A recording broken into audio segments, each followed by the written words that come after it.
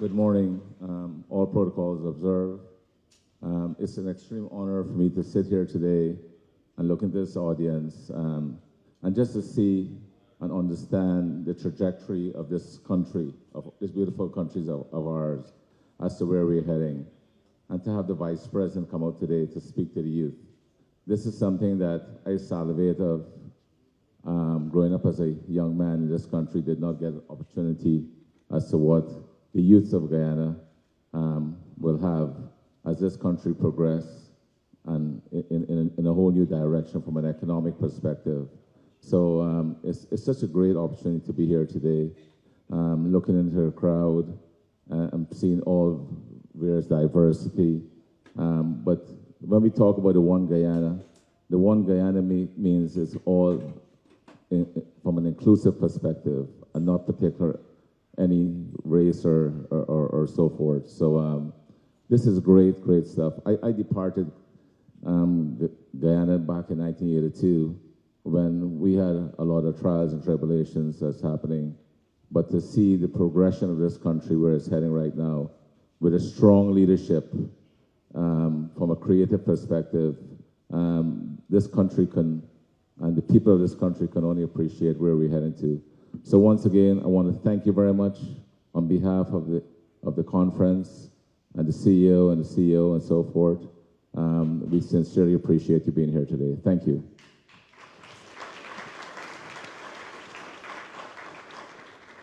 Good morning. Let me welcome you to this Youth Forum discussion being led by the Honorable Vice President of Guyana, Dr. Bharrat Jagdeo, as we bring down the curtain on the 4th annual Guyana Energy Conference and Supply Chain Expo, and to say that this year has been a resounding, successful conference, showcasing not only the opportunities to invest in Guyana across all sectors, but also an opportunity to showcase our rich culture, our diversity, our heritage, our food, and most importantly, the people of our country, the hospitality of our Guyanese people. I think that is what stood out at this conference. At this conference 2025, we had almost 2,000 exhibitors, speakers, delegates, observers, participants. By far the most attended conference in this part of the world. And that is what we want to achieve here in Guyana, a marquee conference, a marquee event where we showcase the opportunities as well as Guyana, as you would have seen on the videos that were showing earlier behind us. As young people, you have a right to be a part of the developmental process in your country, and you know the pace at which our country is moving. And it is only right that we engage our young people, that you're fully aware as to what is happening presently, what are the plans for the future, and how you can be involved in this process of developing a new modern Guyana that we have worked so hard over the years to build out. We are seeing that unfold in front of our very eyes. And I know you want to be a part of the process, and that is why the Vice President has made himself available today to engage with you, and not only to come and give a speech, but also to listen to you, to answer questions from you, and to explain, give clarifications to whatever might not be clear, especially within the oil and gas sector, because we know it is a new sector to our country, and the information, sometimes the information out there, it is not factual most of the time, or it is not clear, so that the young people of our country can understand how the sector operates. You know that the oil and gas sector in Guyana has been moving at unprecedented speed. We have never seen this pace of development in the oil and gas sector in any part of the world, in any part of the world. And we must be proud as Guyanese that we live in this beautiful country. We live in this country that today there are many new oil-producing countries that are coming to Guyana to look at Guyana model and look at our success story so that they can emulate it and they can build their framework off of what we would have done in only a short period of time. So as Guyanese, we must show a sense of patriotism and be proud to what is happening in our country. And let us be a part of this process as well too. And I think this engagement today is critical to ensure that our young people are not aware, become aware of what is happening in the sector, but also you start looking at opportunities of being involved in the sector. So thank you very much, and we look forward for a very fruitful discussion this morning. Thank you. I wish to thank my colleagues on stage for their presentations, and to thank Tony White and his team for putting together this wonderful conference. Year after year, they have done so, and they have continually raised the standard of the organization. And we're extremely proud that this is organized by Guyanese. This is one of the features of the conference, an engagement with young people that the organizers put together from the very inception of the conference. And I guess that they felt that it's important that young people, particularly young Guyanese, be exposed to what's happening in the sector, but also get an opportunity to share their perspective. Today, I had an inclination at the beginning to make a speech, but I think we'd be best served through a robust interactive session. And that's why I'm going to limit myself to just a few comments, and then we want full participation from the audience, from young people. There's no question that is a taboo question here.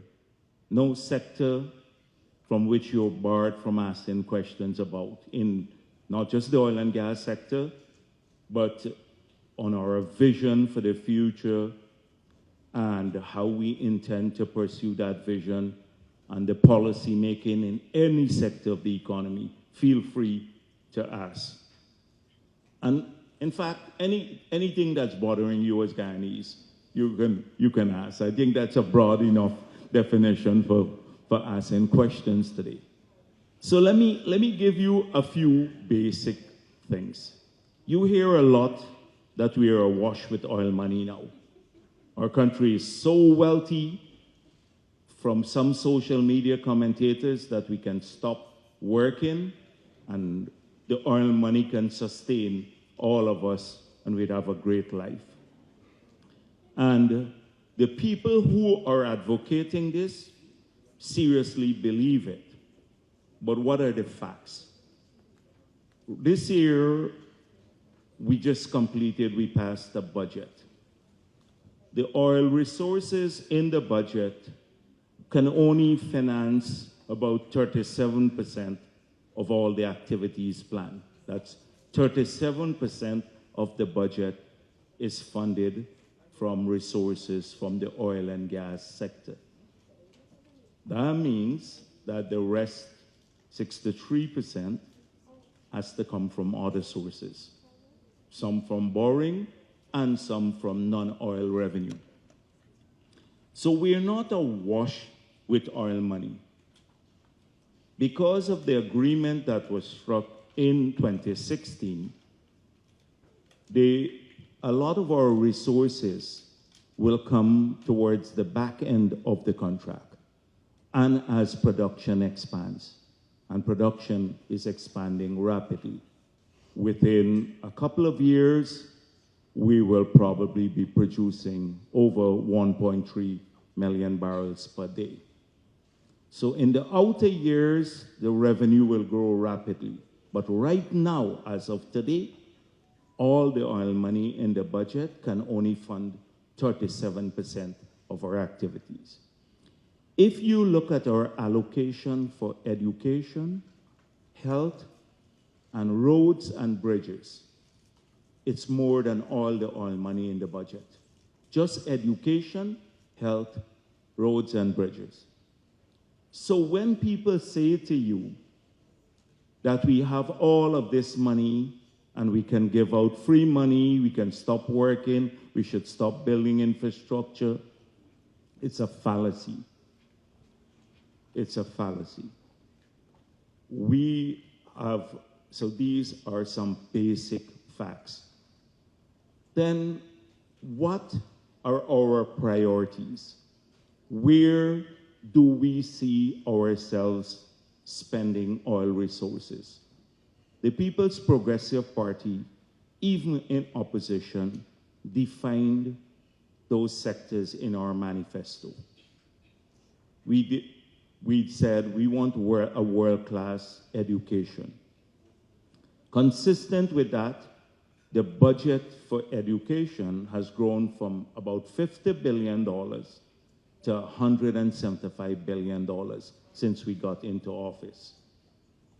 If you travel around the country, particularly in indigenous communities, you will see this investment, new schools, new infrastructure, etc.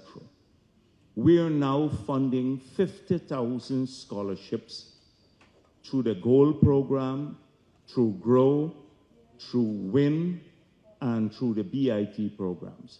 4 programs alone that are training Guyanese, and about 50,000 Guyanese have benefited so far in just the 4 years since we've resumed office from these scholarships. We have made university education free, not just university, but this year we removed fees from all technical institutes, TechVoc education too.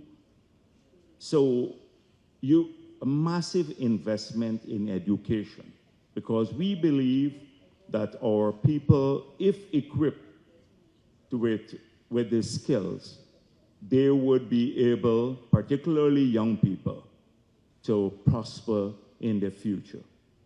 So that's one of the areas we have identified for massive investments, and it's happening. The next is healthcare, healthier people. It may not be the primary concern of young people, but it will become a concern once you start having a family or you get older.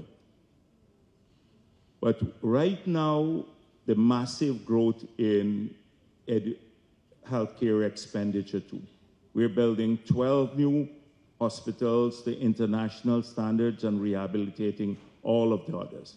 We will hire within the next 2 years 6,000 more well, not just healthcare workers, but in the sector, 6,000 persons to work to improve healthcare. We're improving management, we're training more doctors, we're recruiting people globally to come and work, specialists, because we want a world-class healthcare for our citizens. That's the second area, and it's happening now, oil resources. The third area is infrastructure. Now, you hear a lot from the opposition, you can't eat infrastructure. But without infrastructure growth, you can't have future prosperity. And not apart from discomforting people. So for example, we're building new highways, roads in the communities, bridges, power plants, all of these port facilities. These are crucial for investments in the non-oil sector that would lead to a diversification of the economy, which is one of our primary objectives, so that when the oil resources started waning in the future, that we'd be able to supplant the revenue from the oil sector with income from other sectors, so that our prosperity as a country and as a people would not be short-lived, like so many other countries in the world have experienced. They have short periods of boom and then long periods of bust. And so it is that vision that is underpinning a lot of our investments in infrastructure. And it is giving impetus to the many policies that we've put in place to stimulate non-oil growth. We can talk a little bit about that expansion in agriculture, opening up new growth poles in information technology, AI, a whole range of subjects we can talk about, where future prosperity will come from, and job creation. That's the third area. But a crucial part of that infrastructure development is housing. And so I did not even mention about housing as part of the 3 areas that use up all of the oil money. But we've spent nearly $300 billion since we got into office to develop about 50,000 new plots of land that many of you or your families would be beneficiary to. And we believe if our young people can find jobs, and we have 60,000 more people working than were working in 2020 because of the expansion of the economy in every sector. If our young people can find jobs, they can get a world-class education, world-class health care, and then once you apply for a plot of land, when you reach, many of you are not at age as yet, you have the possibility of getting a plot of land. It costs us about 25,000 US to develop one plot of land, about 5 million Guyana, from removing the overgrowth to sometimes in dense in jungle. I didn't even realize we had a jungle at the back of Diamond. But that's where we're preparing some house lots. Huge, even we had some jaguars there. I didn't even know that the jaguars were that close to the conservancy there. And we would sell one of those house lots, although it costs for $5 million to develop it, between $200,000 to about $1.5 million. So that's a transfer of wealth to our families and our people. And many families, you know about this, are benefiting from this. So that is part of, I don't want to go on too long, I said at the beginning, but these are just some of the areas we identified for oil resource to be spent on now and in the future. Stimulating diversification, healthcare, education, housing, saving some for the future, which will happen as more money, we start getting more money into the system. So that's where we spend the resources, and we have remained consistent with that philosophy. We have had a short period, Vic told you about the rapid growth. It's phenomenal globally. It's to move from discovery to where we are today in such a short historic period is nothing short of phenomenal. But on the other side, it represents challenges too. So we didn't have the tools to manage the sector well. We had a 1986 law that we were using up to last year to manage the sector. When 1986, we were not even producing oil. 1986, we were considered even poorer than Haiti. We didn't even find oil. We had to update that to give us modern tools to manage the sector, because we have to look out for the interests of the country too. We had to strengthen environmental permits. So we then put now, for example, cradle-to-grave management of waste in the environmental permits, because we don't want the oil companies to leave their waste here without disposing them properly. If they flare, we have a no flaring policy. They have now to pay a fine based on the carbon emitted into the atmosphere. That was not there, and it's a unique feature of our environmental permits, because many countries in the world still do not have that. I was flying, I think somewhere to go to UAE across, and you see the open flaring done in many of the oil countries in the world. They allow flaring. The extra gas gets burnt in the atmosphere, emitting carbon. You can't do that in Guyana without only in the commissioning period. Beyond that, you get a fine of $55 per ton of carbon emitted for every ton. every ton of carbon emitted from flaring. So I can go on, wastewater treatment, etc. We strengthen those. We pass a new PSA to update the flawed one of 2016. So we've been strengthening the framework to manage the sector better. But the most important thing that we did, which I want to come to probably close off my presentation on, was the local content law. When we were in opposition, we said to the government, pass the local content law. We had traveled around the world. We had seen how many of the oil and gas companies operate. They operate in an enclavic way. They come, they invest, the expats live in a separate community. The locals have very few opportunities except maybe basic things. They're the gardeners, the cleaners, etc. The oil companies come with their own companies that they're accustomed to provide services to them, the principal oil companies, the first-tier contractors. And the locals, apart from the revenue that they get very little else, and not even sophisticated types of jobs. And we were determined in the People's Progressive Party from the beginning that that will not happen here.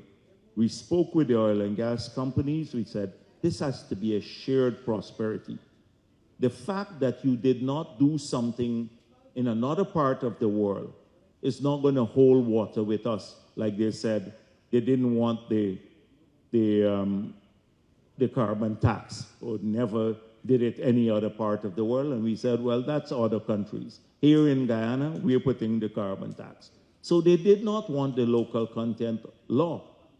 They said, if we pass that law, it could lead to the closure of many of the industry, or slowing the momentum in the industry.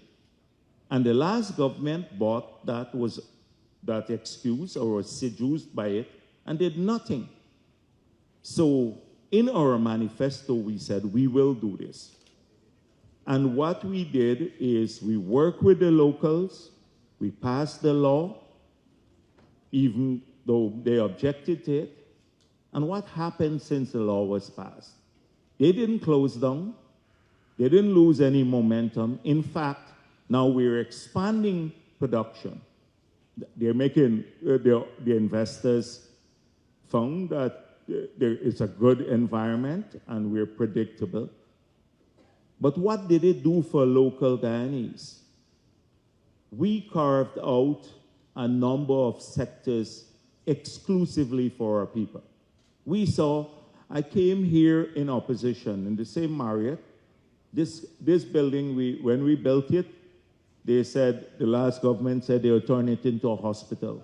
You remember the campaign period. But I came here in opposition, and I looked there, and there was a sign, Hertz, a car rental company, had just moved to set up operations in Guyana. And then we discovered that they were bringing plants from around the world to do landscaping in Guyana. Now, we live in the tropics. We have, if you throw anything outside, it just grows. But if you have to bring plants from other parts of the world here, I can understand for decorative purposes, but not spending our money from cost oil to do that. Water coming in from abroad, etc. So we said, for rentals now, 100% must go to Guyanese. If you rent a dwelling from the companies for offices or for accommodation of your staff, you have to rent from Guyanese. And that created opportunities for our people. And you saw a building boom where many of our people from abroad and from here started investing. And you can see it veritably if you go across the country, the building boom. They now have to rent from vehicles and stuff from locals. So you have one company now that supplies nearly 400 local drivers who have opportunities there. I can go down the long list, but because of that law, 1,000 Guyanese companies now have a local content certificate because they're Guyanese and they're entitled to preferences. And you have about 700 million US dollars of business per year going to them. Apart from the business opportunities, we said you have to have a Guyanization plan. You have to show over a period how you will employ more Guyanese at greater levels of skill. And you have to seek the skill out here first before you bring in people from abroad. And that has worked well too. Has not shut down the sector, and now 10,000 Guyanese are working in the sector, earning a living from the sector. So this will represent opportunities for you, not just in oil and gas, because the changes we are making now and the changing society for young people, we need world-class agriculture now with high levels of productivity that would require great technical skills, and I hope that you are training in those areas. We need to invest heavily in AI, so in every sector, so it drives productivity in all the sectors. So there are opportunities there. In the hospitality sector, there are about 12 international hotels that are being built now that creates opportunities for Guyanese chefs and hotel managers and all of those things in the hospitality sector. Services are expanding, logistics are expanding, a whole range. The opening up of the connection with Brazil will bring a whole new growth pole into the economy. And we have not given up even on the environmental sector. We have still kept our international credibility because we have the best product in the world in terms of forest carbon. We've sold nearly $1 billion of forest carbon. No country in the world has done that. Now, we're getting prices 10 times above the voluntary market prices because of the quality of our forest carbon. And we pioneer that. It's a uniquely Guyanese product because we launched the LCDS since 2009 when it wasn't fashionable to do so. And that is why we're the only country that today has been able to be so successful in the carbon markets globally. And we're selling even into a compliance market today. So we are not giving up on our environmental credentials. We're going to safeguard the patrimony of this country. Our forests, 86% covered our country with forests, and it will remain intact. We have for future generations. It will remain intact. We have one of the lowest deforestation rate in the world. We are going to soon host the Biodiversity Alliance to preserve not just the forest, but biodiversity in the forest, because when you grow up, your children should experience this. It should be there for all of our people. So producing oil and gas would help us to adapt to climate change. It would help us to drive prosperity, expand investments in other sectors, but it's not going to destroy the natural beauty of our country. And I'm going to end there. I started off saying I don't want to make a speech, but I wanted you as young people to know this is your legacy. This is what you will inherit. This is what you have to work towards. And for us in the People's Progressive Party, we don't care who you voted for. We don't care what religion you belong to, the gender, the race. We work for our people. All of our people have a right to share this prosperity. They have a right to share it. And that's how we do it. So I'll end there, and maybe we open up to questions. Thank you. Thank you.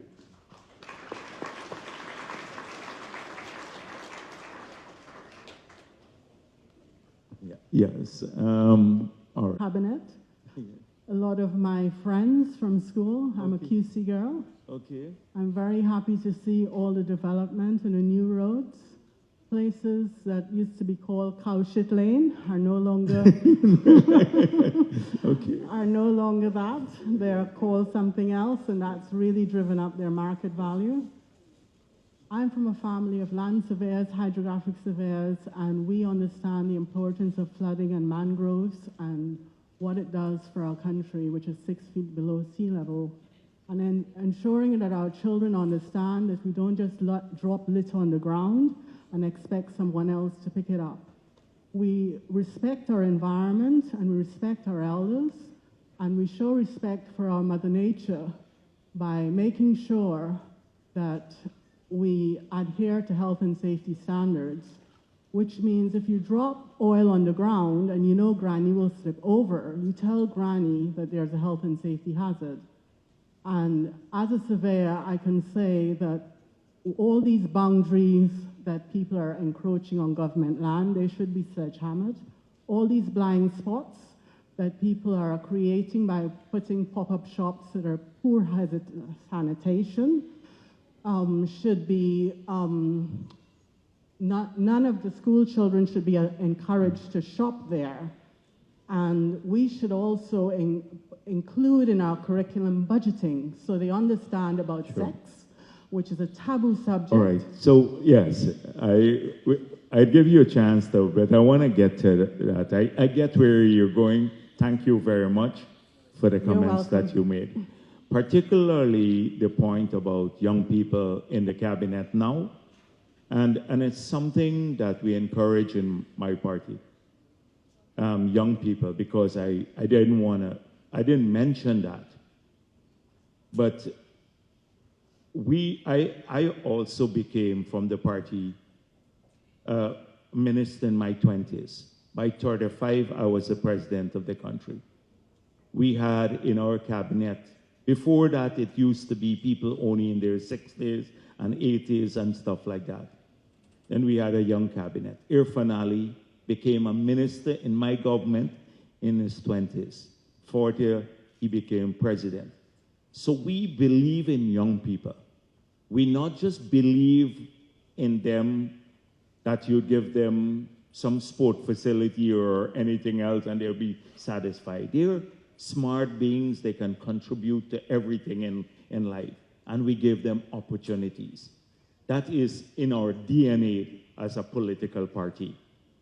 In terms of what you said about mangroves and all of those things, I did not mention, I started when I had the engagement here, to mention about our adaptation program for the country. We have a massive adaptation program to tackle how we manage water. And so we just created an integrated water management structure. We put in place a board. It's part of our expanded LCDS because we move from forest carbon to biodiversity, water management, the blue economy. And we are now rolling out a series of infrastructure across the country that would allow us to better manage water, both for the risk of flooding as well as for irrigation, navigation, and other purposes. 20 years ago, we had a serious flood in Guyana, and only then people realized they shouldn't drop litter on the ground. Yes, all right, we get back to the litter point too. I subscribe fully with you that nobody should litter. I know people come from abroad and they find it objectionable, and I do too, that we should not litter. So we're leaving here, we're not littering, nobody's littering. But let me tell you something. Think about the history of this country. A lot of young people here, I was speaking to about 5,000 young people. We started a youth arm of the party in region 3 alone. There had 5,000. About 15,000 young people joined the youth arm of the party of every race, etc. And I asked them, how many of you know that in the past, if you ate bread, you became a criminal? If you had a can of sardine, you became a criminal. You could be locked up for having a can of sardine. And they didn't know. One girl did like that. Of 5,000 young people, they didn't know the legacy. And there was a time that the laws became so unjust that it criminalized all of us. And so you have to understand where life was a hustle in Guyana. People did not have anything. They fled. Many fled to Venezuela and Suriname and North America. And you have to almost wean people back to lawfulness. Because there was a time when nothing was taken care of. Nobody would clean the carpet, so it's okay maybe to drop something there. We're changing that now. And I guess a lot would depend on young people. I'm glad you raised it here to change that. You know, yes, please, if you were in please, the UK, let me get a they chance would say, to. I beg your pardon, sir, you've dropped something. Please take it with you. Yes, I know. Okay then. So let me get some young people. Yeah, okay. Yeah, this young lady, and yes, go on. In projects within the island gas. Okay, so yesterday I was explaining the difference between Suriname. Suriname decided to go the equity route in the investments in the FPSO that they will come on stream in 2028. So they would have one FPSO. They have decided they want equity. In Guyana's case, we didn't take equity in the project. Now, with equity comes some sort of risk. But they are now raising money from, they've put out a bond from their citizens and others to fund this. So I said it's a laudable thing once the government can guarantee the return on the bond, because Suriname now has a problem that it can't borrow this. The government cannot borrow directly. It has some limits in which to borrow. Their state of finances in Suriname is like where we were in the past when we were, well, not as bad. We were declared uncreditworthy by our international creditors. The IMF prohibited us from borrowing, etc. And we had to spend the first years in office to work our way out of the restrictions of an IMF program. We did so in 2006, moving from spending 100% of revenue to service debt. Those were the tough years. I don't want to go back to those now. So Suriname can't borrow directly the government. So Statsoli is raising the money for their equity. I anticipate that in the future, we'd have to start creating these structures for people who are saving more money now. Wages and salaries in the public sector since we got into office has gone up by about $500 million per year more now. So if you look at the aggregate deposits in the banking system, it has grown significantly. People are not getting a great interest rate there.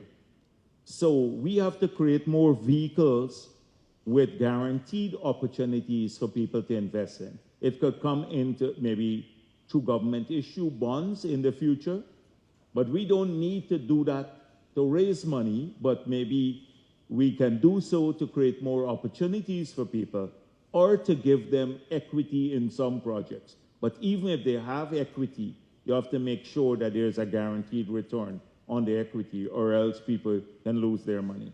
So that's what I was explaining yesterday at the press conference, the approaches, how different we are from Suriname, and our state of financing now. We can borrow from the private bank now at about 4%, just over 4%. From the multilateral agencies now, it's nearly 6%. Because of our strong fundamentals, our total debt is about 16% of GDP, down from 950% of GDP We're using 5% of revenue to service debt. We have some of the strongest fundamentals in the world, better than any developed country in the world. That's economic fundamentals. So because of that, we can go to a bank credibly and borrow. And then when you look at our future income, because the ramp up of revenue from the oil and gas sector, we're in good standing. Yeah, this young lady here in front, yeah, the student, yeah. Good day, everyone. Good day. My name is J.D. Raymond from St. Joseph's High School, and I have a question for you. You mentioned the jaguars and wild animals. Oh, Sam? Okay. You mentioned the jaguars and wild animals in the areas you've been clearing for housing. It's evident that these animals are being killed because their homes are now being destroyed. Guyana is known for their exquisite wildlife. What are you doing to protect these animals that are being exposed when their habitat is being cleared? Sure. So it's not evident that they're being killed. They may be displaced. So I'm speaking about, you know where? East Bank. I'm speaking just at the back of Diamond. So the place where we're developing about maybe 5,000 house lots. So this would be about 5 minutes drive from the new hospital we're building there, from shopping malls, etc. Now we can allow the jaguars to come into the scheme in Diamond, but I'm sure you don't want that. But there is a corridor still between where we're clearing and the conservancy. So they just move back into deeper in, not along the coast, because the whole East Bank would be industrialized. But I'm not speaking about the deep interior. I'm just speaking about here on the coast. I did not realize that they were this close to where we were living. And it says something about us. It says how natural we have been. Because if the jaguars are living just a stone throw away from us, that's a great thing. They would have to move back a bit, maybe deeper into the conservancy and other areas. But we do need the plot for people too. People need the land, the housing.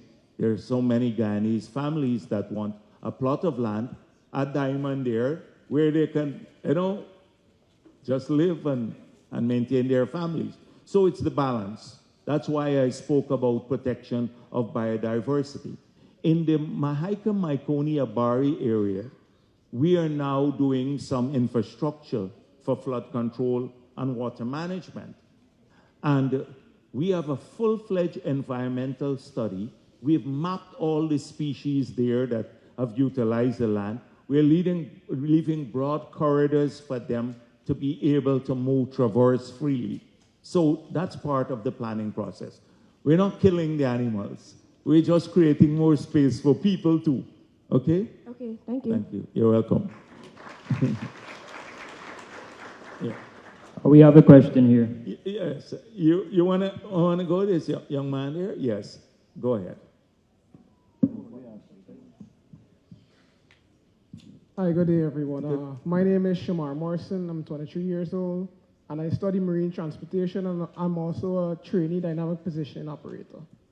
I heard you talk about world-class education and local content, Vice President, and one of the issues that we face as local navigation officers is that we do not have the COCs that these companies are requesting to work. What is it you don't have? The COC, the Certificate of Competence. Okay. They're requesting mostly from the ABC countries, and we have COCs that we're able to get. However, it is not the ones that they're requesting. No, but then the equivalent, we have an equivalency board that should look at this. If we can demonstrate that your qualification, it's internationally issued? Yes, but... Well, if it's internationally issued and it has the same level of certification, then that is one way that they're trying to avoid the Local Content Act. So I would like to get the details of this and maybe give it to Minister Vikram Bharrat or the head of the local content. Yes, and where's Michael? Is here? Michael, right. Give it to them, and let's look at that. There are a lot of young people. Go in and see the young people in the Ministry of Natural Resources. Arrange for him to meet them, and we have to look at that if it's a restrictive measure. And once we can demonstrate that the competence is similar, and that then there shouldn't be a restriction. All right, Okay. that All right. would be awesome because we're looking to have local captains. But you all should come and visit me too. Let them come, all of them. And All see. right, all right. Okay. Thank you very much. Okay. Yes. Come. Good morning, VP, all the way to the Yeah, back. the young kids here. Look at this young one here. Yeah. Good day, everyone. My name is Trev Spring, and I'm from Tago Memorial Secondary School. Dr. Jagdeo. You and from Berbice? Yes. Okay. Dr. Jagdeo, what advice would you give to high school students interested in pursuing careers in energy, engineering, or supply chain management? Okay. So that's a lot of stuff there, right? And the good thing is that we're partnering with Exxon now in building a facility in Port Morant. Port Morant used to be known for training apprentices for the entire country. They had a major program through Gaisuko. We're expanding that facility to world-class level, and you'd have major training done there for the types of jobs that pay huge sums of money, not, just tech voc training. And that's under construction. Professor Sankat, who was at the University of the West Indies, we brought him back, and he is heading that project now. So you're uniquely placed, especially in Berbice. We're going to have dormitories for students from other parts of the country. But living in Berbice, this is something that by the time you probably write the exam, it should be in full swing. Because now it's under construction and expansion. So you will get an opportunity in those areas. And then scholarships too. When we promised 20,000 online scholarships in 2020, when we were contesting the elections, people thought we were crazy. And we already have done 28,000 in the first 4 years. We brought back the former vice chancellor of the University of Guyana, who was terminated under the last government. He's a Nigerian national, Professor Opede, and he has done a great job putting together this program. And it's, once our kids want to study, anybody for that matter, the government will support you. We will support you, we'll pay for the scholarship. That's where we want to invest the resources. There'll be no restriction on the amount of money that we will spend on educating our people. There's no restriction on that. That's a philosophy of our government. So that's what I advise. Thank you for your explanation. Yes, all right. You want to? Okay. Yes, young lady, or? All right. Anyone? Yes, here.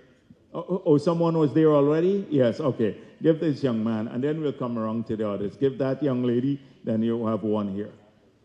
Chance. Yeah. Good morning, everybody. My name is Marian, and I stand with the NF Foundation. My question is, while I'm aware we are developing island gas, infrastructure, low-carbon development, and so on, why is it that we're not going towards hydroelectricity while we are a country of many water? That's my question. Thank you. Well, I don't want to air our dirty political linen here, but we tried to build the hydropower, and the last government killed it. We should have, by 2017, that facility would have come on stream, the Amila Falls project, and it did not because of narrow-minded politics. And right now, we're working at getting the gas to energy project going. When that project is completed, we will cut electricity prices by 50%. It is a transitional fuel because right now we're generating all of our power from diesel and bunker C, which are very polluting. So even with that facility, we'll cut our emissions by 45%. And if you read the LCDS, you will see that we have an energy mix for the future. It includes gas, so we will build the gas facility. It includes hydropower and solar. We're already committing this year to about 100 megawatts of solar, 35 already through the IDB program, and probably another 65 later. So our future energy mix will include hydropower. So we tried it before, but it was killed, if you read the history of it. Okay? Thank you, Honorable. All right. If I may ask a second sure. question. Okay. My second question is, for low-performance schools that are based in low-developed regions, right? What is the development plan for those schools that doesn't have, especially like maths labs or science lab, or like learning programs as in video learning for slow learners? What's the plan there? So that's a great question about the education model and the effectiveness of our expenditure.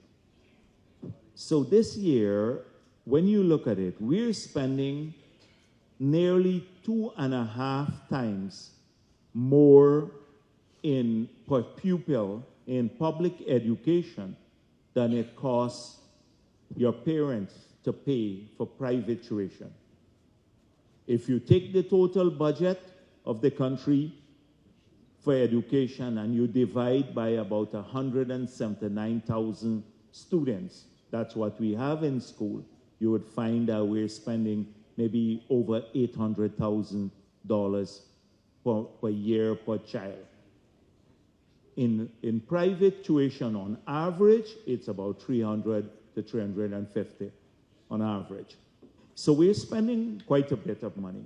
We're making more investments in facilities too. So we have to look at output and quality and how we deliver choices to people and maybe change the curricula and the method of delivering the curricula to get to get the outcomes that we desire, which is improved output. So a lot of work is being done on this, including e-school models that would allow, say, people living with disability. We may have a hard time being able to get in every school a program for kids living with disability. But we may be able, through online methods, to be able to, even in homes, educate all the kids with disability of a certain type. So an entire new e-school model is being worked on right as we speak now. Not just, we've been saying, we just don't want to use ICT and AI to deliver the curriculum. We want to be able, so a person, a family can then choose in the future. I want to go to a physical school, or I can do my entire school from maybe the entire secondary education just sitting at home, giving choices to people. It's a rethink. Just a few days ago, President Ali and I met with one of the educators in the country, and we said, we had a lot of ideas being discussed, and it's time maybe to have a bipartisan formal think tank to go through this issue of how we deliver better outputs for every school. So every child, whether you go to a school that has a name in the country or not, that they can do well. I was so proud when many schools, people like to talk about QC all the time and stuff. And then you have a lot of rural schools and other schools in Guyana, in South Georgetown, doing even better than the recognized schools. And it does have to do with quality of tuition and all of that. I don't believe that there's much difference. Yeah. So definitely addressing it. All right. Thank you for that verse. Hi, VP. Cortez Kelman here, representing Slingers FC. I have a question here, right here. Yes, hi. Yeah, so my question is, will there be a plan to develop sports as an industry that will create employment and develop professionals among players, coaches, and administrators? So investment in health, in sports is crucial. And it has to be transformed into a business model. Right now, we are driving it from government, but it is more done to provide better facilities for people. It's not a full-fledged economic model. So we have to do that, transform even the thinking. Many of the associations still have archaic thinking, and I don't think they themselves, we want to work with them, but many of them don't have a vision for the sector. The associations, the voluntary associations themselves, they don't have a vision. And it becomes immensely harder when it has to be a top-down approach to addressing this issue. Because if you have great associations that can work with the business model, then they can work with the government. So what we have, to develop it rapidly. So what we have done in the few years, for example, you have now in Linden investments that we made there in that region where you can play ICC level cricket because we put in the lights, FIFA level football, with a ground, and you have a track now. For that you can do international events. In Berbice, we're in New Amsterdam, we're putting in the track there, a major athletic track that would allow football to be played there too. A stone throw away at Palmyra, there is a new stadium being built. If you go to Port Morant, we're putting in lights, you can play ICC cricket there. In Anna Regina, you see the same thing happening, a world-class ground being developed. I can go around the whole country and list this. In Berbice, you have 125 community grounds, all are being rehabilitated. In Georgetown, from Agricola to Cummins Lodge, there are 34 grounds. We are rehabilitating all of them, and I'm putting in lights in all of them. This year, we have budgeted for lights in 100 grounds, so across the country.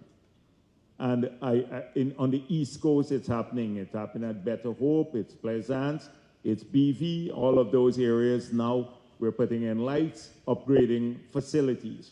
It's not just those, but even for squash and the other sectors. So we're investing heavily. The sports hall is being rehabilitated, heavily in infrastructure and recreational facilities. We have to now support this by programs. How do we get to professionalize this, to make it a business? People can earn money from sports. And it's something that is worth doing because we provide some opportunities for the sportsmen who distinguish themselves. So we may be able to find a job in government for them to help to buttress their income. But that's not the model we're talking about where we can make good money from sports. The problem, though, is the size of our population, and the audience size is small, so we have to internationalize it. There is a boxing match that we're supporting, international fight, that's going to happen soon. A Guyanese is going to fight, so we want to bring it to Guyana so we can be televised around the world. I think it would happen in a month's time or something like that. Boxing match. But it's something, you hit the nail on the head. We have to work together to do this, to make it a place where a person can earn a living just by doing sports. Not just, get a little small-time job and then have to hustle elsewhere and can't dedicate their time. Thank you. Yes, there was that young lady first, the small one, and then across here, another young lady here. All right, yes. Good day, sir. Earlier you mentioned 4 programs set in place to train persons, right? What are the necessary steps and requirements needed to get into these programs? Which program? The 4 GROW. Let me tell you what a GROW is.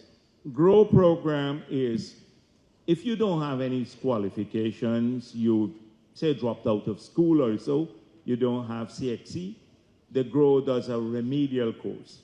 So you don't need any qualification. It's a remedial course to bring you up to the level where you can qualify for a gold scholarship. The gold scholarships they're technical in nature and academic in nature. So you do have, because you're entering universities abroad, you have to have some level of proficiency. And that is why the GROW program is a remedial program to bring you up to the proficiency to get into the gold program. If you have CXC, you can get into the gold program immediately. For BIT and WIN, you don't need any qualification. These are, if you want to learn in BIT how to drive a heavy-duty equipment or to do cosmetology or something like that, Minister Hamilton has this program, and thousands of Guyanese are benefiting from it. How to drive. We have a big issue with truck drivers. We have thousands of new trucks on the road. We have a lot of equipment. People make good money driving these things. And so they teach them how to do that. They certify them. They put them in the simulators and all that sort of thing. So any of those programs there, okay?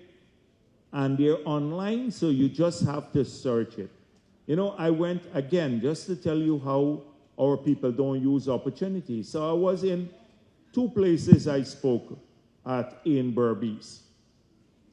One was at Port Morant, you had about 3,000 people, and another 3,000 in Scotland. And I asked, how many of you on the heart of the Gold Scholarship Program? And maybe about 15 persons. And how many of you are participating? Less than 10 of 6,000 people. And we already have 28,000 people studying. And they asked me, how would you know about this?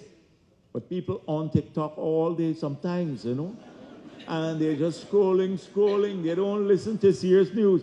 They watch some man say, oh, stop working. You can oil your pot. We are so rich as a country. The government should give you oil money now. Like the opposition says, we must distribute all of this money. When we calculate how much they want us to distribute, it's twice as much as we're collecting. And that is if you do nothing else, no infrastructure. It's utter nonsense, but people scroll there, they stop there, and then that's their holy grail. You know, they repeat that over and over again. And then they miss where the opportunities are.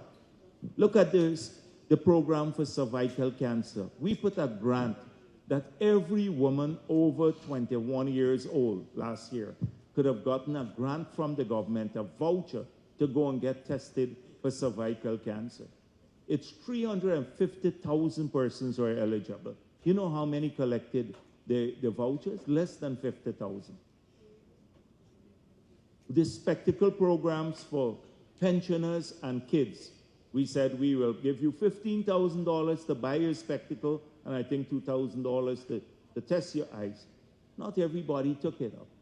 This year we put in the budget a $10,000 voucher that any Guyanese can collect to go and do baseline studies. We want to know your hypertension, whether you're hypertensive or diabetic, because we want records on our people so that when they go into a health institution, and we're working on an electronic patient management system, then they can be treated anywhere, public sector, private sector, and their records would follow them.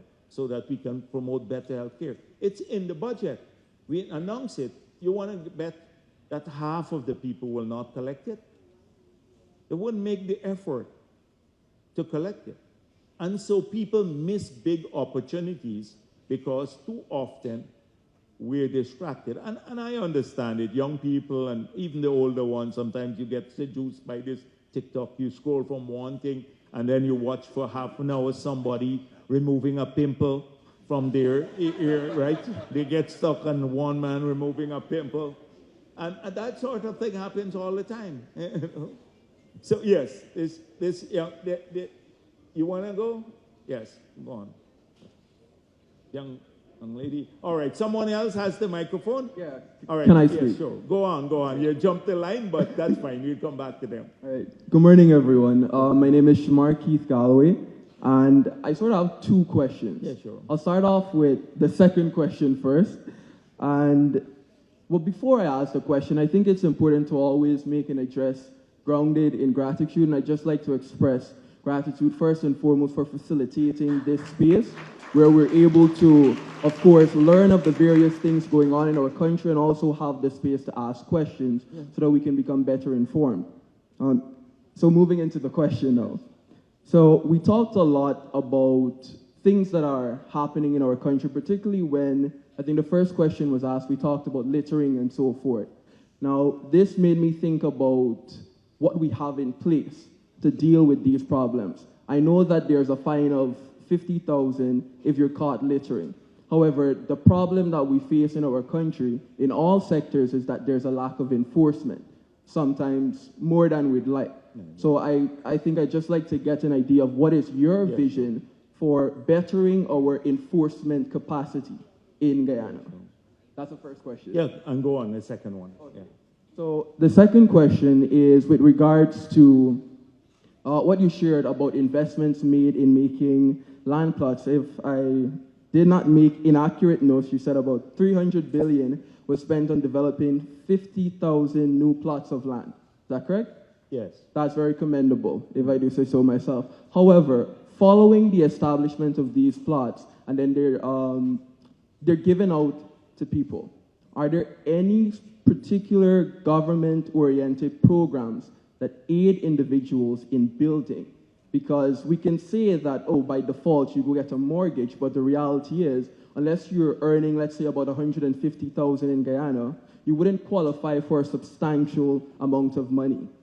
And we know that minimum wage is not 150,000. Yeah. So what does the government do? Well, can you please just enlighten us on what the government is doing to aid persons in building? Thank you. So that's a good question. So I span several administrations. I remember when I was Minister of Finance in the early period, interest rates were 40%. So that means if you borrowed like $1 million, in just 2.5 years, it doubled the amount in just interest payments. Huh? Yes, yes, because if you compound, I'm looking at it, yes, simple. In simple interest, if you compound, Dunstan is telling me it's before that. At 40%, nobody could build. We had almost a lost decade, well, 2 decades of no building. Since then, interest rates at low-income level has come down now to, if you're building a house below a certain level, you can get an interest rate of 4%. What did we do to drive that down even beyond the average commercial bank loan rate? We created a provision where in the law, where we give the banks a concession. So any income arising from loans below a certain level, I think it's about $10 or $12 million now. 12 million. It's $12 million. do not have to pay any tax on the income arising from a loan of that nature. That has allowed the banks now to pass on the benefits to people. So that's the first thing. We've made now interest rates more affordable, and they have remained stable. And when interest rates went up in the United States of America recently, they moved from maybe 1% to 2% to mortgage rates as high as 5-6%. In Guyana's case, they kept coming down. So that's one. The interest rate is important. The second thing is that we started building these core homes. So we're building a large amount of core homes now, a fairly large number of core homes. The government spends its resources. Then you get the house, you move into the house. The bank then comes in, it takes the house and the land as collateral. You end up paying for those houses about $35,000 a month. So you don't have $35,000 a month on the loan, and the government gets back its money to use again, because the bank gives us our money back. You now have a mortgage, you're in the house, all right, and you pay it off and you own it. So that has been done. The next thing we did, we said, even if you have a plot of land, we were prepared to extend that and build on your plot of land. Then because you had some inflation in building material prices, we decided that if you build a low-income house, we will give you free steel and cement for the foundation. And that's a program, and about 6,000 persons have already benefited from that program. Then we're building the young professional home. So a 4-bedroom house that is being sold for about $25 to $30 million. If you acquire that from the market, you're paying $80 million. And that's going to a lot of young professionals.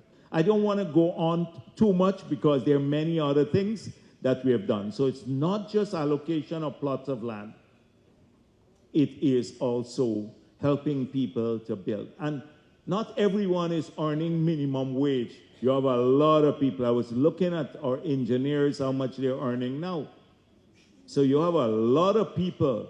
When you look at the average wage, it's significantly higher than the figure you call. You mentioned minimum wage, but that's a government minimum wage. A significant amount of money is going only to public sector employees. But the first one was, the enforcement. It's something that's a nightmare for us. Enforcement has always been a nightmare. If you listen to me yesterday at my press conference, I was complaining about not even managing the contracts on the road themselves, the engineers not doing a good job. A lot of the people who were dedicated to enforcing the law, the city council can enforce it, etc. The city council doesn't contribute to anything. All of the revenue that they collect, they pay wages and salaries. We had to build a new dump site to take the garbage out of the city. We're now, this year's budget, we have a significant sum of money to build the garbage sites around the country in the NDCs, so you don't have to travel very far. We have given each of these NDCs a tractor and a trailer to collect the garbage. But then if people don't enforce it or they don't observe the law, the best way is to observe the law. If you have your dirty stuff, don't dump it on the roadside. It's callous, it's uncaring, it's disgusting too. But people believe that's a norm. And some of the biggest offenders are the businessmen.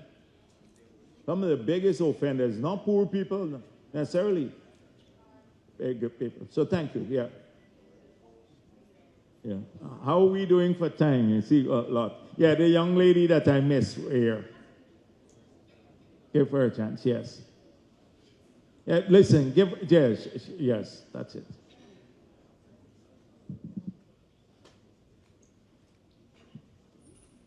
Good morning, Dr. Jagdeo. My name is Sarah Lawrence. Good I'm morning. from South Bronx Secondary School. My question is, does the government plan to reduce the age requirement for land application? No, not at this stage. When we clear the backlog, I think it's 21 now, right? When we clear the backlog, we have a huge backlog. The last government did not. You know, I saw this year we put in 112 billion for housing. You know, in the last year of the last government, how much money they had? $700 million for housing development, not even $1 billion. We have 112 billion for housing development. No house lots were developed. So we're now in Region 4. We're dealing with applications that were made under the last government. So we are allocating up to 2019 now because people applied, so we have to go based on when you applied. So we are struggling. Later, don't worry. By the time you grow up, yes, the age will come down. Yes, by the time you reach that age. Yes, a lot of people. So how can I decide? I've been sticking in front, or this young man here, and then I'll go to the back. Yeah, give him. Yes, that's the benefit of being in front. You see a lot of the backbenchers, they don't get to ask the questions. I don't see you too much at the back here. You know, like in school, I used to like sitting at the back too, because you hide from the teacher. Yeah, you could eat at the back. I used to eat in my bag, take out my bag and eat in the last desk. Yeah, sure. Good day, everyone. Good day, Mr. President. As we know, there is going to be a rapid increase of infrastructural. Hold it close. Oh, sorry. Yes. There's going to be a rapid increase of infrastructural opportunities, right? But what infrastructural policies are being initiated to govern this major and rapid development, specifically to negate damage and subsidence of our country's land? Okay, I didn't understand the latter part. Is Sorry. the damage of infrastructure. No, yeah, the damage of infrastructure to our country's land, specifically like to prevent the coastline from sinking and damage to our topography. Yeah. So I don't think the activities that we do in Guyana are of the scale that we will create major global events. Now, you have natural events which we can predict. You could have a tsunami, you could have a hurricane, you could have an earthquake. Those are things we can predict. There was one view, one person, they're from Kaichor News, the editor, said that we are causing global warming because Exxon throwing hot water into the ocean from our FPSOs. Now, this is lunacy. It's lunacy, and this is from the owner of a newspaper. Global warming is caused by the concentration of greenhouse gases. What the United States emits, or China would emit, in 5 minutes, with all of our FPSOs, etc., we'll emit in a year. The greenhouse gases. And the thing about greenhouse gases is that you can't compartmentalize it. A ton of carbon emitted in Australia or India or China has the same impact on the globe as a ton of carbon emitted in Guyana. So those types of things sometimes are anecdotal, or we're digging out the oil and you'd leave a gap there and then you'd have a big tsunami or something like that. It's not unscientific. And that's why, as young people, you need to get there. Now, we have vulnerabilities. Our primary vulnerability now that we know we have and we have to adapt to is management of water. We are prone to flooding. We can be prone to flooding from the sea because we are below sea level, the coast, and from the backlands, the water from the backlands. So we have to address that. But you can't, how do you prepare for a tsunami? If the water is going to come, say 30 feet up in the air, 30 feet high waves, You build a 30-feet wall along our entire coast. That will cost all the money you get from the oil and gas sector alone, and even more. So sometimes you have to, there are these risks, and you have to think them through. Okay? All right. Yes, time. What time is it now? Oh, okay. All right. Okay. Yes. How many? End of the room. Yes, thank you very much. I think you're hearing. So I'm seeing two hands on this side and two towards the back. There are many more hands that have gone up now, but in the interest of VP's time and your time, and we do have 2 remaining sessions for the day. So we're going to go to the very back of the room, those who are controlling the microphone, and particularly if we have questions from schools we didn't hear from already. Yeah, take the young people, mainly young people, because they're youth forum. Right. So we've got our 4 hands. We're going to go with the 4 questions. We'll take the 4 questions together. You know what? You know what? The 4 that you take, just come and stand here, right? So then we don't have others putting up their hand. 4 of you or 5 more, come and stand up here now. We'll ask you. Right. Whoa. Right. Well, look what has happened. Yeah. All right. So. Right, and then you stand at the back of the line, Alex. So once you get the 5, so the first 5, yeah. Brevity, a mixture of schools. Right, I'm the first 5, yeah. Thank you very much for first your 5. interest, yes. young people. Alex, you chase away everyone else. Yeah, you're the back of the line. Right. So, yes. Good day, Vice President. Right, go ahead. My question to you is, what are the key challenges in integrating renewable energy resources into existing grids, and how is the government addressing these issues? Okay, so renewable energy, particularly wind and solar, they're not base load. You know, they're just energy. So what happens is that if the sun doesn't shine for a particular period, then you don't, unless you have batteries. You're at the mercy of the elements. The same thing with wind. 3-4 times a day, it could slow down, and then you have to have fossil fuel kick in. I don't think the integration is a major technical hurdle now, but there is this mistaken view that you can use it to supplant base load. And until batteries become cheap enough to allow solar panel to come, or solar energy to come in as base load constant and maybe at 5-6 cents per kilowatt hour, then you can't displace, say, energy produced from the gas. But it's not a technical challenge now. They've overcome that. But it's just that you can't use it as base load. Thank you, Vice President. Thank you. Good afternoon, everyone. My name is Amber Kisoon. I'm 14 years old, and I attend St. Rose's High School. Before I ask my question, I would like to take a moment to sincerely thank you and our government for your dedication and hard work in advancing our country's development. As Guyana experiences rapid economic growth driven by the oil and gas sector, what is the government's long-term strategy for reducing the dependence on oil? The benefits. What is the government's long-term strategy in reducing the dependence on oil? Oh, dependence, yes. So I briefly touched it, but I didn't go into any great detail.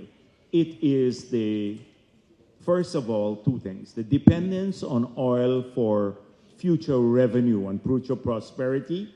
We have to reduce that dependence through stimulating non-oil economic activities. And I mentioned a bit about diversification of the economy into other areas so that future employment opportunities and prosperity will come from them. And then from the perspective of using fossil fuel itself, that's why we spoke about the energy mix, a diversified energy mix with renewable energy as part of the complement to supply the country, and even blending the the gasoline and diesel that we use. We're working on a project like that. So, okay, thank you. Thank you. Good day. My name is Sierra Roman, and I am from Annandale Secondary. Dr. Jagdeo, you spoke of expanding the education system and investing in new school facilities. What opportunities or provisions are you putting in place for the special needs individuals, not only school system, but work or job opportunities? Yes, so that is something that I mentioned earlier in schools, how we tackle that issue. But if you look at where we spoke about targeted cash grant as part of our intervention in the oil and gas sector, this year we are doing $100,000 for each adult. That's our entire population. But before that, we said we want to target 3 groups to get enhanced benefits from the oil and gas sector. The children, the last government took away the $10,000 grant for every school child. We promise in opposition we'll restore it and we'll increase it to $50,000 per child. We have kept that commitment in the 5 years this year. It costs about $10 billion to do so because we have included now children going to private schools. So about 30,000 go to private schools and about 170,000 in public schools. So that's about $10 billion per year. Our pensioners, we promised to double their pension in the 5 years. So it went from $21,000 per month to now $42,000 per month. And so that cost about $20 billion more. And then people who are on public assistance, a lot with special needs, etc., they have seen their public assistance grow by nearly 150% over the period. So these are the targeted interventions we're making for those 3 groups that we believe are children, the elderly, and people living with disability. They get special treatment through oil and gas resources. Thank you. Hi, good afternoon, everyone. My name is Elijah Gomes, and I'm from Queens College. My question is, what specific measures and contingency plans are in place to effectively respond to an oil spill in Guyana? And how is the government ensuring that the country is equipped to minimize environmental and economic damage in such an event? So the thing is that there is a plan. Consistent with that plan, we have brought down something called a cap in stock, where I don't think in this hemisphere, in this region, there is any other. That's it. It's very costly where you can plug a well using that. You can deploy it immediately. We're one of the few countries in the world that has this. We also have a subscription where there's a requirement that the oil companies also have a subscription to bring in others and manage that. So that was a crucial thing. Secondly, we do a lot of training at the EPA and at the CDC now. Significant amount of training. I was speaking to the Surinamese, and we agreed to work with them on this, because should they have a spill there in Suriname, it will cause more problems for us in Guyana, because you know the current comes across this way. It brings everything. It will come to our waters. So we are more vulnerable to the spill in Suriname should they have a spill there. So we have to coordinate with them. And then, within a matter of weeks, you heard me announce this before, we're going to pass new legislation outside of the environmental permit to ensure that the oil and gas companies are fully liable for the spill, for cleaning up the spill, and also for economic damages that they may have for the different sectors and to the country. But not just the oil and gas companies, but those who transport fuel through our waters. Right now, they have some guarantees, but there's been a public debate about whether their guarantees are adequate. With this new law, that will ensure that they have to accept full responsibility for it. Thank you. Okay, thank you. Good afternoon, everyone. Good afternoon. Alex looks like a policeman, boy. You look like a serious policeman there. You are a good one there, Tony. Yeah. Good afternoon, everyone, Yes. and Yeah, good afternoon to you, Mr. Dr. Bharrat Jagdeo. My name is Kira Hari, and I'm a fifth form student in attendance of the North Georgetown Secondary School. With that being said, I'd like to take this moment to express our sincere gratitude as it relates to being invited to this panel and to this program today. We are extremely grateful for this opportunity. Briefly during your speech, you spoke of your young age whilst in the cabinet and your involvement of politics and lawmaking. Additionally, you spoke of beginning your presidency at a commendable age of 35. I'd like to take this time to inquire on what steps and measures you took in your youth in your political and lawmaking journey, and how I, as a youth, and my colleagues, yes. Join the youth arm of the PVP. That's how I that's how I started. I started in the PYO, and I was like, maybe, I think 13 years old when I joined. And then by 16, I went into the party and stuff. So that's a good starting point.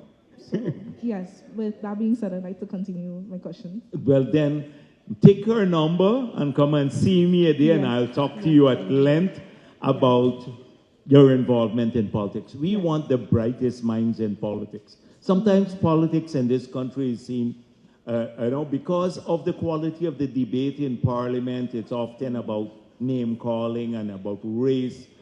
And people, it changes people's mind. They don't want to be part of it, young people. But it can be exciting. It can be technical. We need the brightest people in policy making and politics, our young people, and I want to encourage all of them to get involved. And that's the way we came through a tough legacy as a country. The colonial rulers divided our country along racial lines because they did not want to give us independence. They deliberately divided our people. And we have had provocation and racism that kept our people apart for a long time, affected us nationally. This is the generation. As people get smarter, well, not smarter, but they have more access to information now, then they can make their own judgment. And they realize that we sail or sink together. This is our home. You know, we came from different parts of the world, but this belongs to all of us, and we have to work to make it prosper and to do well for our people. So I want you to come and see me. Alfonso and Tricia, you all take this girl's name. Yes, thank you very much for your time. Right, thank you. Come and see me and we'll talk. No more questions. Right, so 0, it came down to 0. One more, you're popping the line. Yeah, that means you open up. Yeah. Oh, yes. Good day, I'm Chasina Singh from Anurjana Secondary School, and I have a question regarding the oil sector. So, we all know that the USA got a new president, and right now he's interested in Venezuela's oil.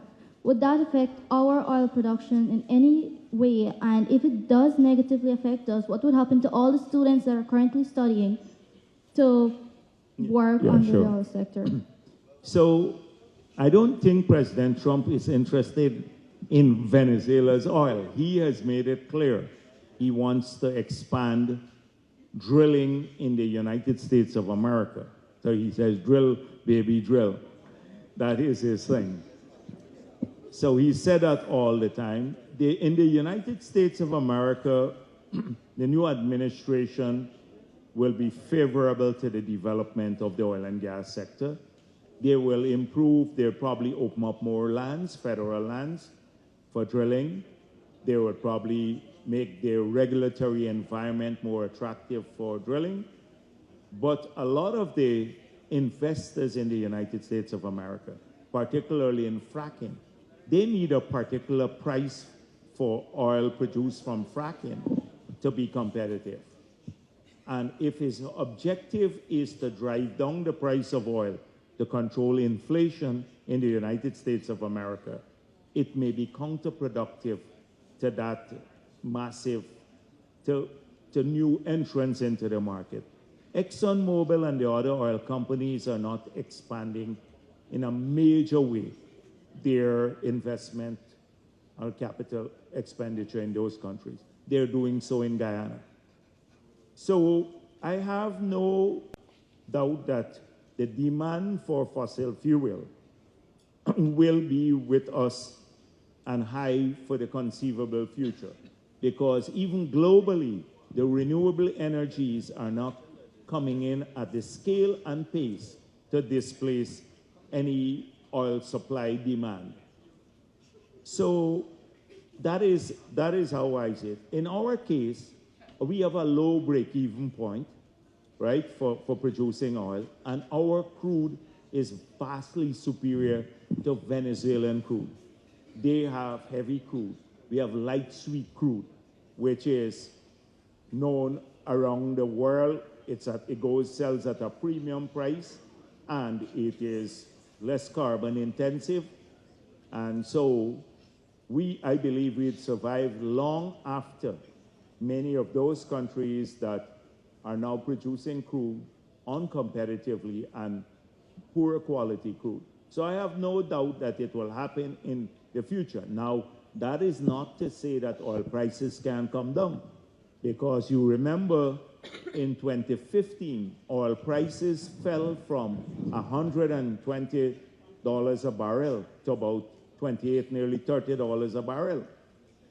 So that is why sometimes when people say spend up all of the oil money, share it out, and they want you to do things, what happens if we don't get oil revenue in some years? So that's why you have to be very balanced in how you manage the budget and reflect long-term. The long-term and short-term objectives have to coincide to see that you don't create an unsustainable economic situation.